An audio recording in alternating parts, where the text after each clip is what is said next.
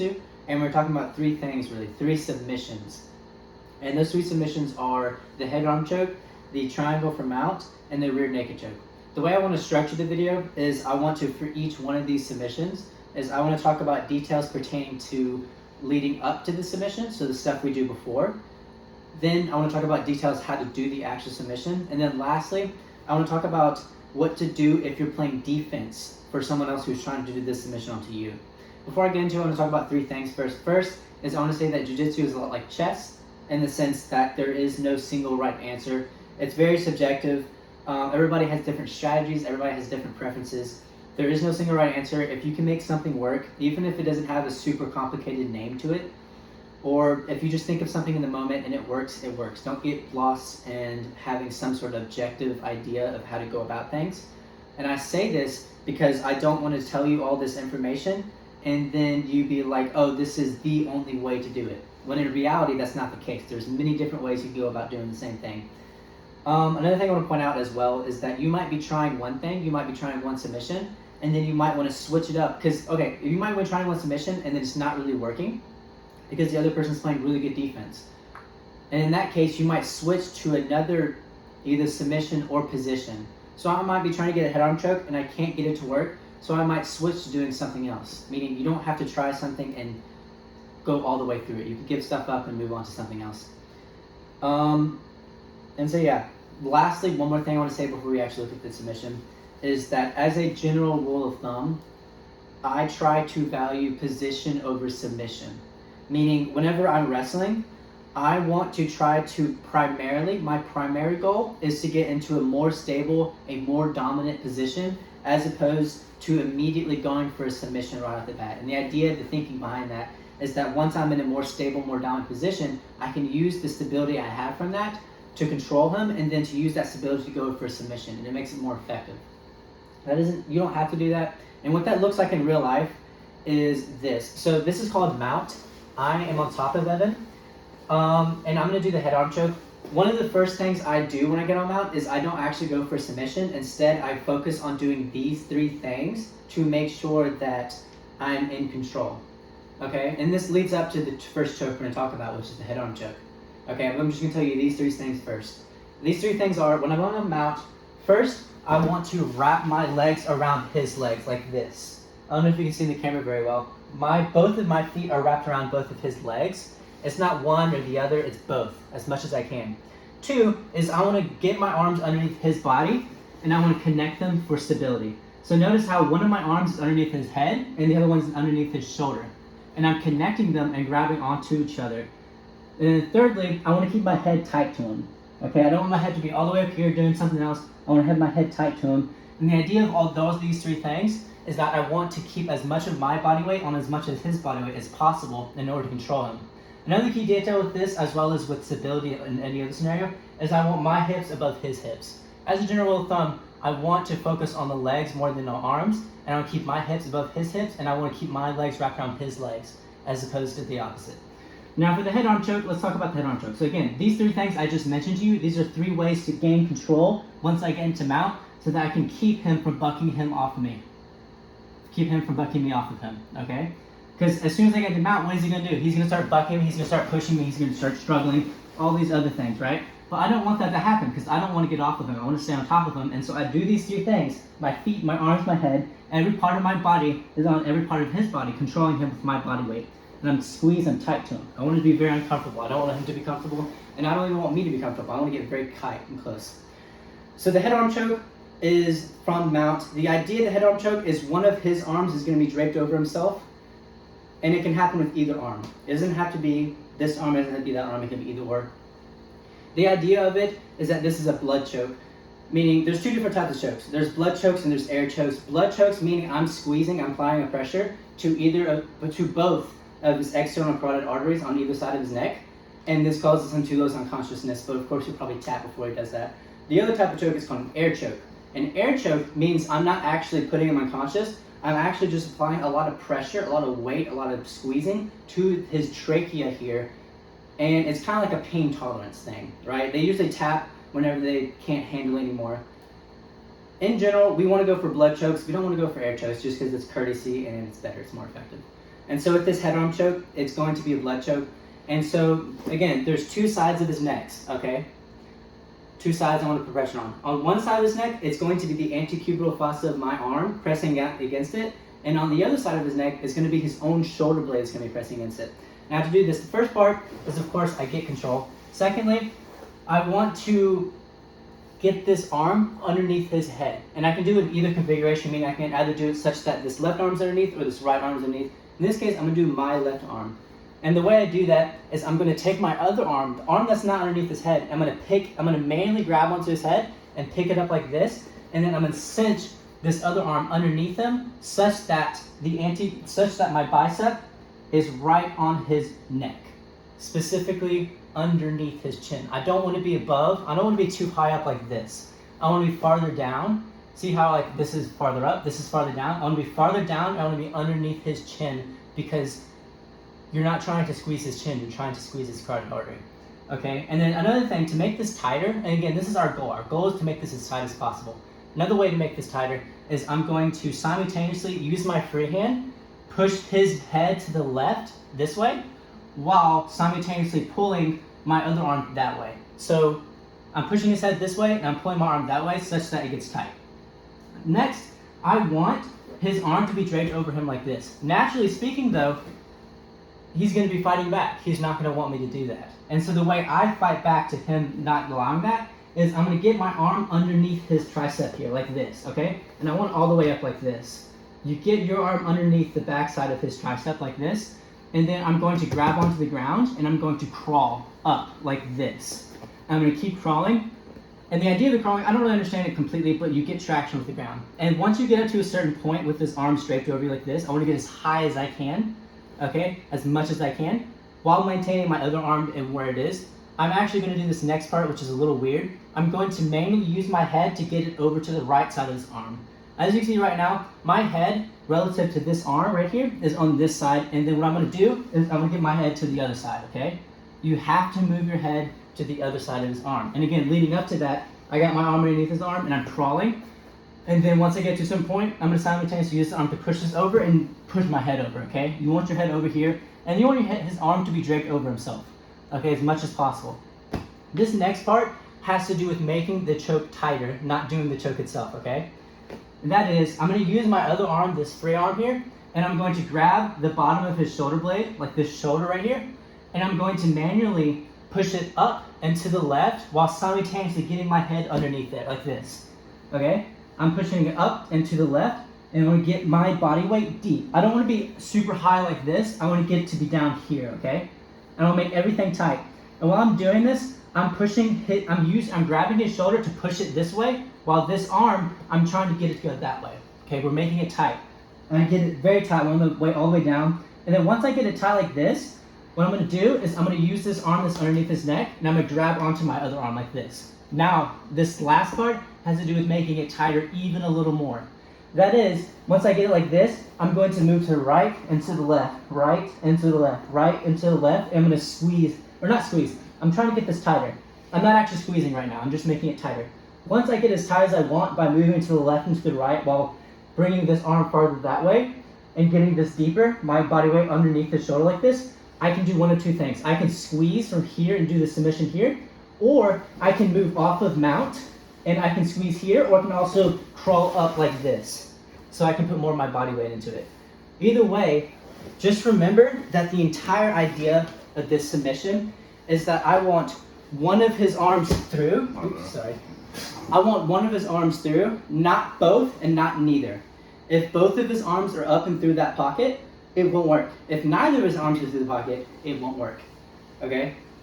And remember, all I gotta do is once I get on top of him, I get control by wrapping my legs around him, wrapping my arms around him, keeping my head tight to him, and I get one arm underneath his neck, and then I drape his arm over himself by mainly crawling up, and then I make it tight, and then I squeeze, and then you get the tap.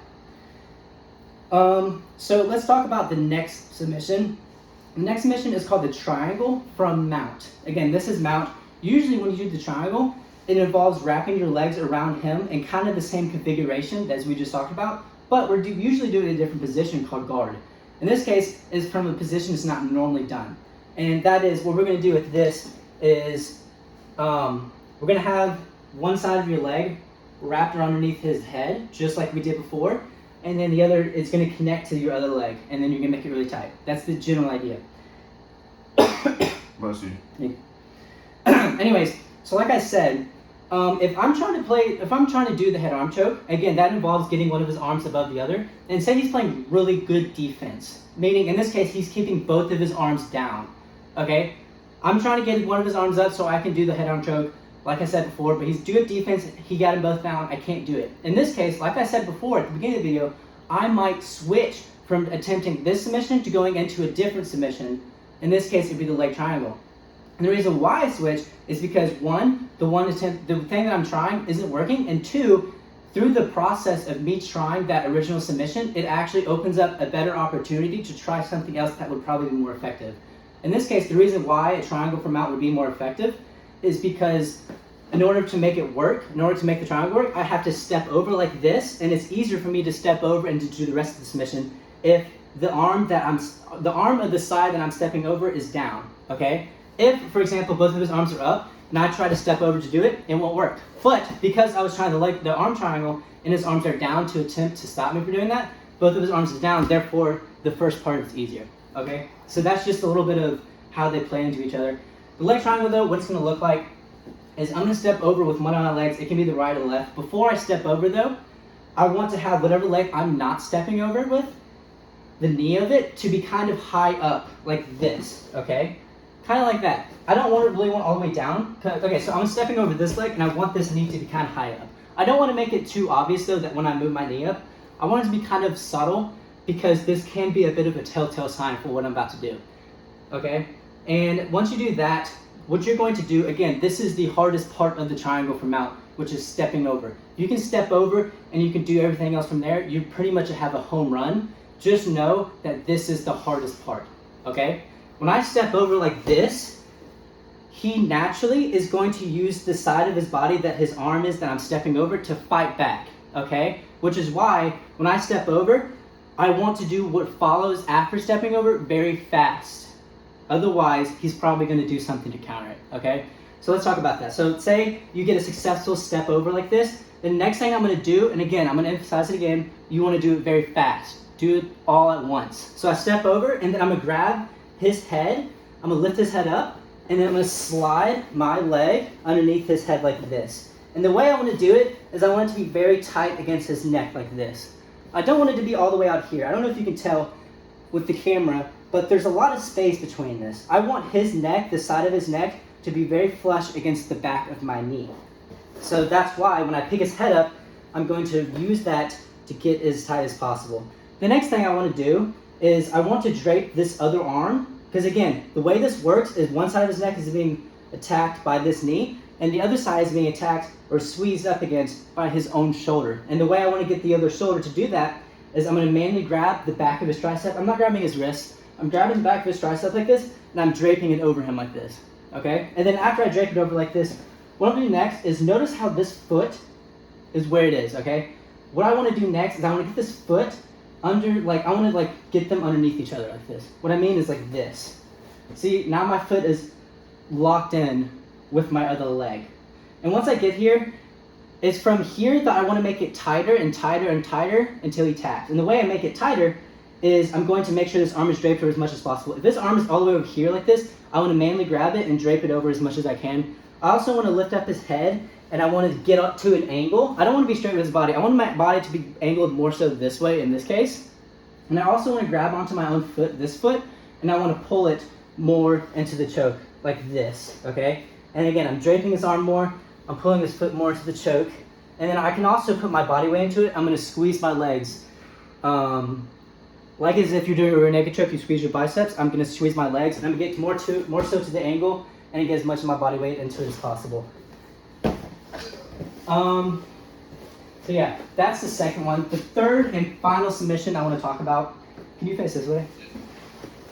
Is the rear naked choke. The rear naked choke is the most common choke, or I guess it's the most basic in a sense.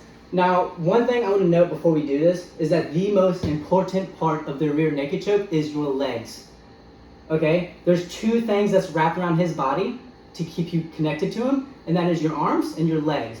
Between those two, though, your legs is what matters more. That's what gives you more stability. So you can choose between the two, or if you're just not getting to his back, first thing you want is your legs wrapped around him, okay? And there's two different configurations really for what you can do that. You can either have this configuration, or you can do it kind of like the triangle, where you can do like this. I'm kind of hesitant to do right now because I have a new tattoo in the back of my calf, and it kind of hurts to do this.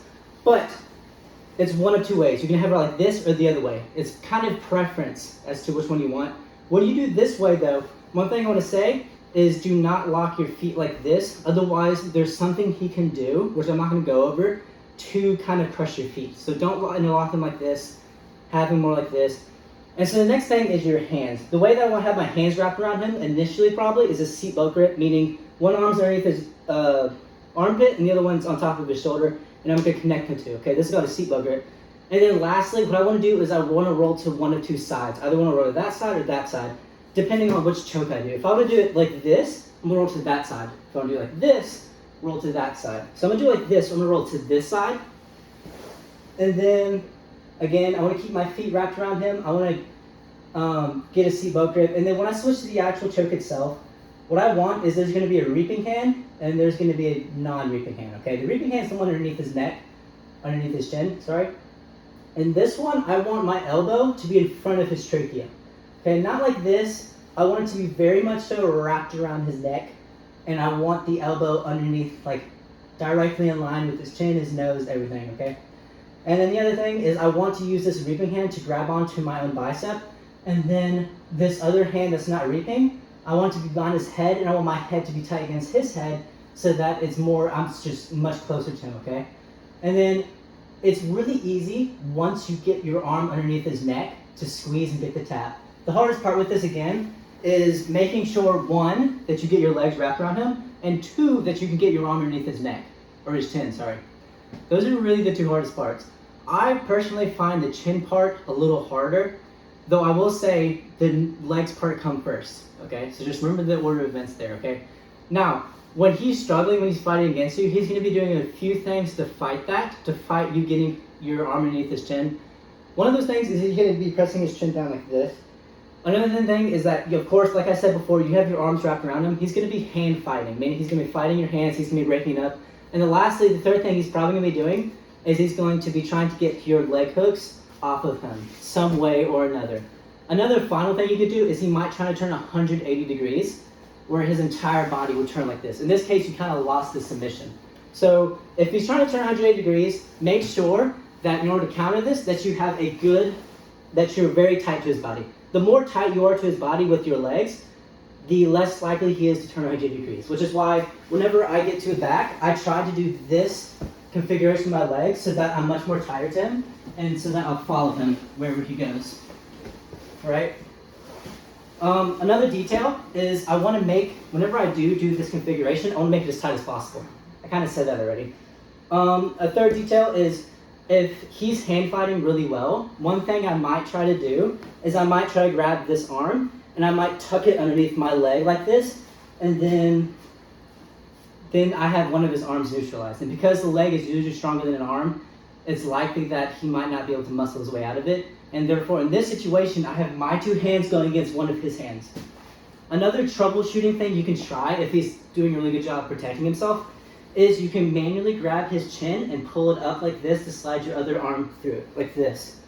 Okay? Another thing you can do if his chin is all the way down, you can't get underneath, is I'm going to get my reaping hand right there, and I'm going to take my other hand, I'm going to cable grip like this, and I'm going to pull down and into underneath the chin. Over time, I'm going to try to use all my muscle power to get underneath the chin. Okay, this one takes a little more time, but the key is to just use both of your arms, not one, to gradually get underneath the chin.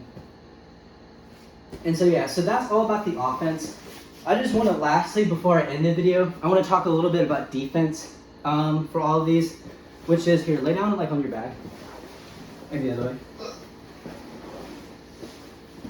I just want to talk a little bit about defense and I feel like general things, okay? One of the things you want to pay attention to with defense is that if somebody's trying any submission on you, you want to try to get your hips higher than their hips, because generally speaking, that's going to give you more just power, I guess. Another thing you want to do is you really, for any position that you want to get out of, because they're in a down position and you're not, you want to focus on the legs. Most time, most people are too fixated and focused on fighting the arms, when in reality, what they really should be focused on to get out of the position into a better position so that they can work from there is focusing on the legs. You don't want the other person's hips and their legs higher than your legs. If they've got their legs wrapped around your legs, get it undone and get around it, okay? Another few helpful tips for defense in general is something called answering the phone. It's kind of like if I had this back, for example, say for example, I'm not going to do it, but say if I had his back and I'm trying to wrap my arms around him, he can do this to either side I'm trying to wrap it around, like answering the phone to protect himself. Another thing is notice how with these chokes, a lot of them, you have to have one arm through, one arm out. If they're trying to do the choke, what you can do is you can try to either A, force your other arm through the pocket so that there's two arms through it, which means they can't finish it, or B, you try to get that one arm out of the pocket. And yeah, another thing you can do, just as a general defense sort of thing, is you can press against their neck. So for example, if for example, Evan's got me like a guillotine situation here, like this. If he got me guillotine position, I want to make sure that my hips are higher than his hips. If it's other like this, and like he's got his, or hang on, put me in your guard. If we're like this is a really bad position for me. And the reason why is because he's got his legs wrapped around me, and so that's why he can finish the choke much easier, okay? Wait, take it out real quick. Your legs. And then, but look at this though. If we're in this position, however, the difference is that his legs aren't wrapped around me, and that gives me much more of an ability to get out, okay? This is what I want. If he gets into this position where his legs are wrapped around me, my first goal is to get his legs not wrapped around me by any means necessary. Once I get to here, his arms are still wrapped around me, which is why what I'm probably going to do is I'm going to do something called framing against the neck, meaning I'm going to take one of my arms, I'm going to put it against his neck, and I'm going to like manually like press up against his neck somehow. Okay? Framing against the neck is a very, very simple tool, but it's very useful in the sense that all you got to do is just press down with your forearm against their neck whenever they've got you in this situation, and they'll just kind of let go of the choke due to pressure, probably, maybe. I think that's it. Yeah. Oh, it's over.